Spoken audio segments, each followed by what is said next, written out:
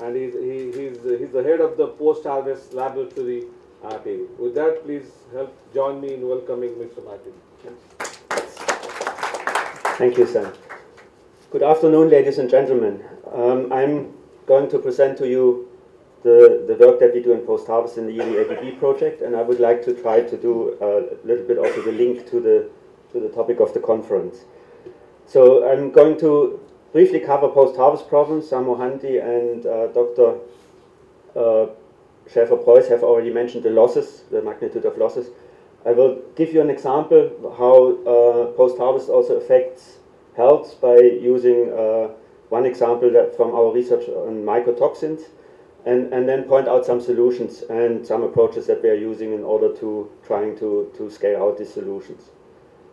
So the losses, they are in the range as we heard already, between something, we say between 15 and 25% physical losses along the whole post-harvest chain.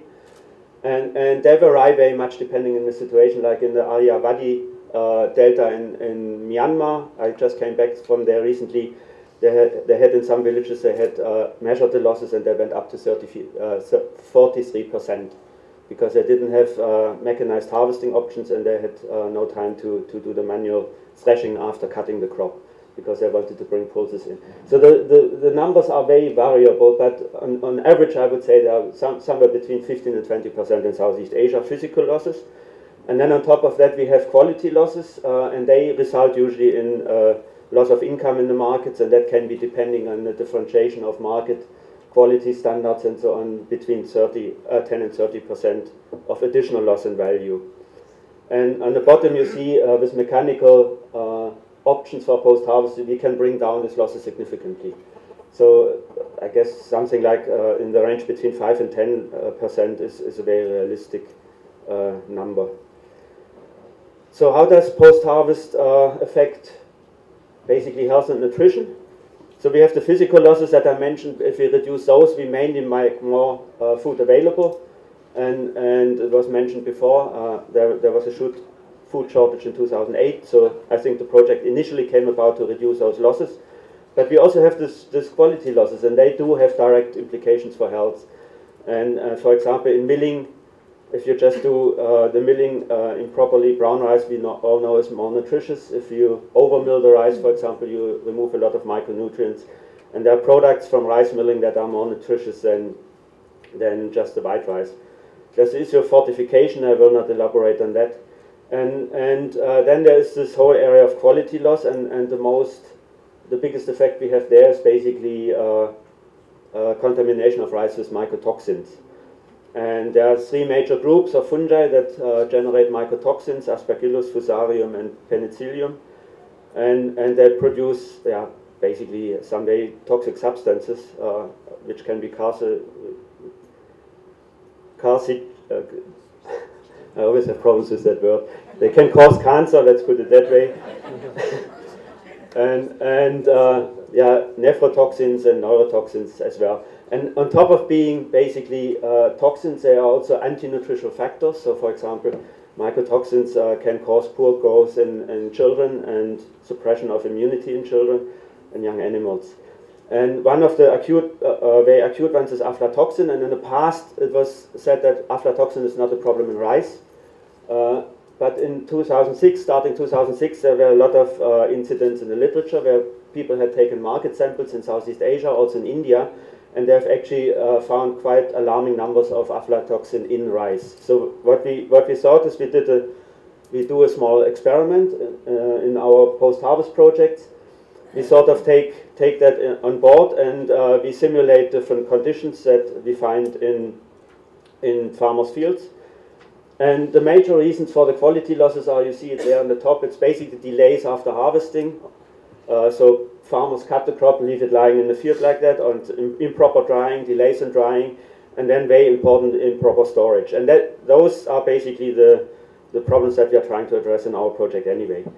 And these conditions basically provide a very favorable microclimate for this fungi to develop and the mycotoxins to develop too. So we set up an experiment with mainly 3 treatments, which looked at optimum post-harvest as we see it, which is mechanized harvesting, machine drying, basically within 24 hours after harvesting, and then we used hermetic storage. I will come back to that in a moment.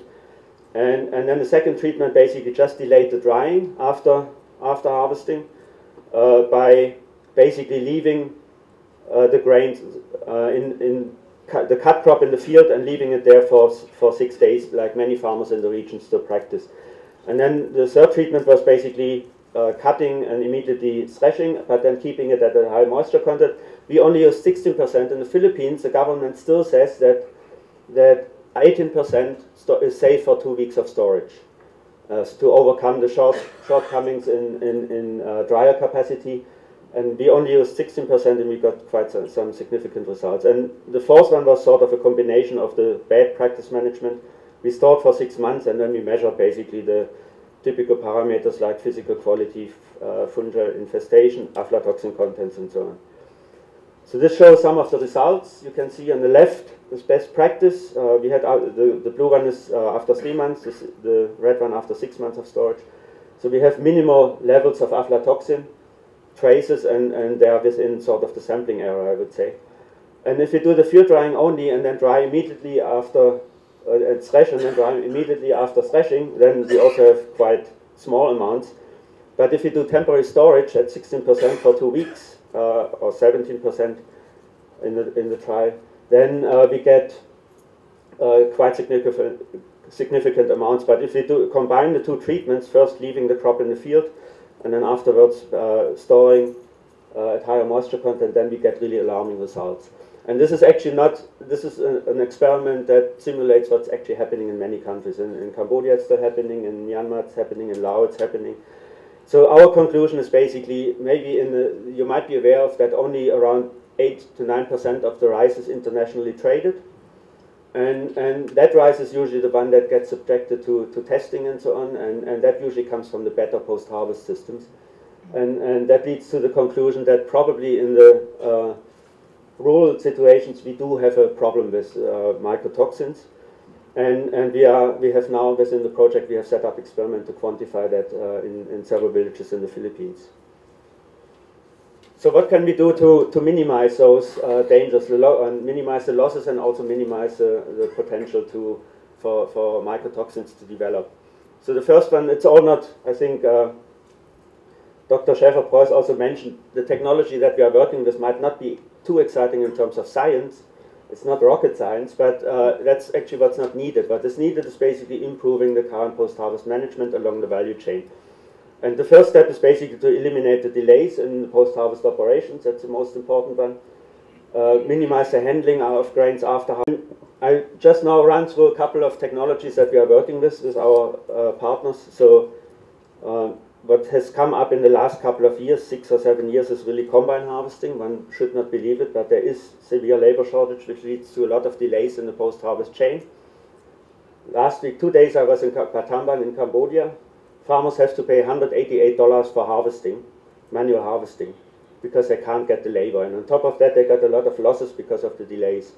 If they use a combine, they pay $120 for the combine service. So the combine is really a technology that helps us both improving farmers' incomes.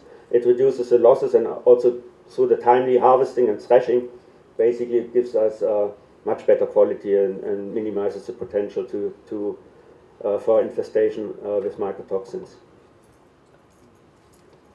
The next step is basically mechanical drying. And drying is one of the most critical operations in post-harvest. The crop needs to be dried within 24 hours to 14% or less. And in the traditional sun drying, we have physical losses, but the major loss there is also quality deterioration. But nevertheless, the penetration of dryers is very limited. So in Thailand, we just did an assessment, around 30% in the Central Plains is mechanically dried, or capacity is there to dry 70%. In Vietnam, in the Mekong Delta, there are dryers to dry around 30% of the crop. And in other countries, Philippines, Laos, Myanmar, and others, I would assume that less than 5% is mechanically dried. And one of the reasons why so few dryers are used is basically because the high cost of the technology, but then also because the markets don't provide quality incentives for mechanically dried grains. So we are working with very simple technologies. This is a flatbed dryer. This is actually originated in the Philippines at UPLB and IRI in the 1970s. And then from there it was, through national systems, it was spread throughout Asia, but it didn't really take off because of high fuel cost. It initially was fired by kerosene. And then, but only in Vietnam and the Mekong Delta, basically, they have adapted this technology, introduced rice husk furnaces and so on.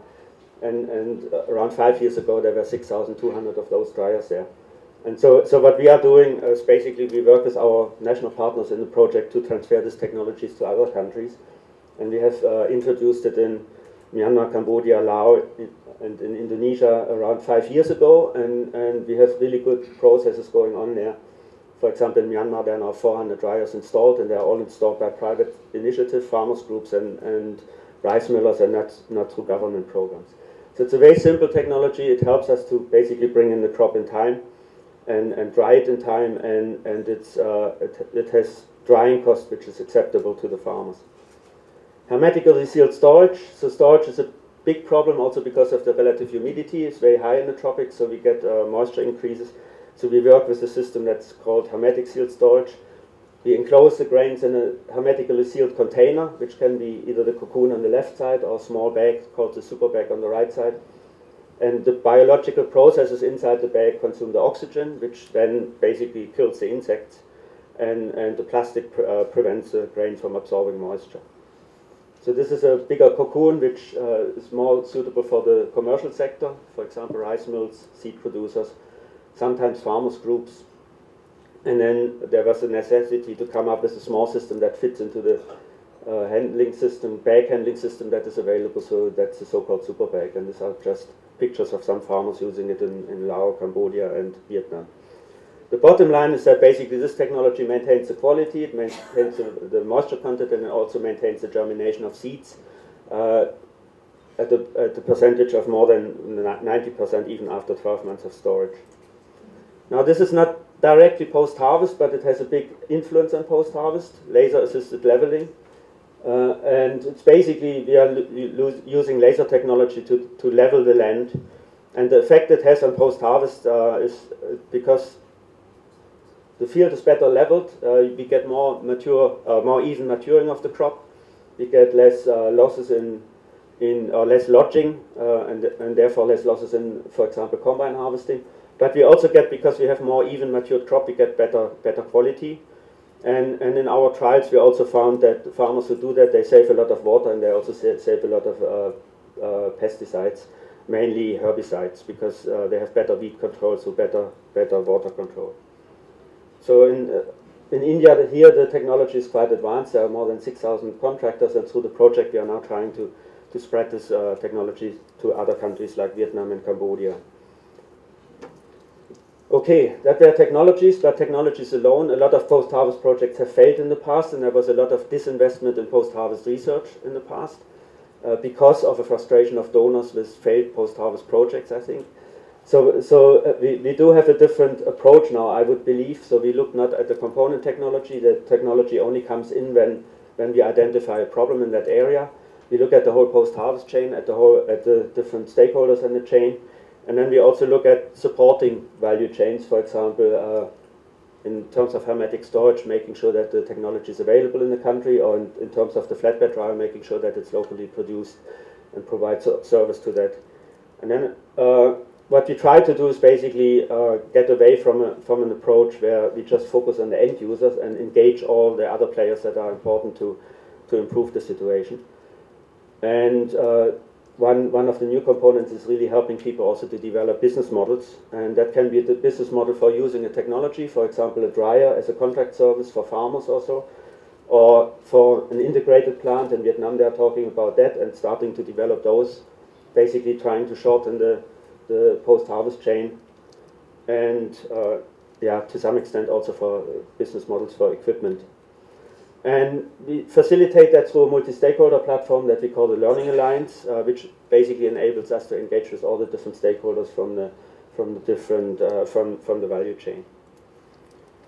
We also have other mechanisms for outscaling, the Irrigated Rice Research Consortium and Consortium for Unfavorable Rice Environments, which are facilitated by IRI, but which include most of our national partners in the countries. And I guess to sum up, I think The optimum post-harvest management ensures that the consumers not only that we reduce losses, but also that we can make sure that as much as possible the consumers get rice that is not contaminated with mycotoxins. So one of the bottom lines, we need to develop strategies to address the problem with mycotoxin, and I think it should not be an independent strategy. It should be included in the strategy to improve the post-harvest supply chain. And that way, I think we work on both ends, and we work sort of with the same objectives. And improved technologies are available and have been available for some time, but the scaling out was very slow. And that's what we are now doing with the project, is we're trying to speed up the scaling out by engaging in the value chain with the different players, and by also facilitating multi-stakeholder platforms in the countries for speeding up that outscaling. We also try to engage much more with policy than we did before. Often there's, for example, an import barrier for some equipment that then makes, for example, hermetic storage systems not available in the country. And I think this event is one opportunity, but we have to do a lot more. Basically convince people that we have to reverse the trend of the disinvestment in post-harvest technologies. The losses are still very high, and I think with that I close. Thank you very much.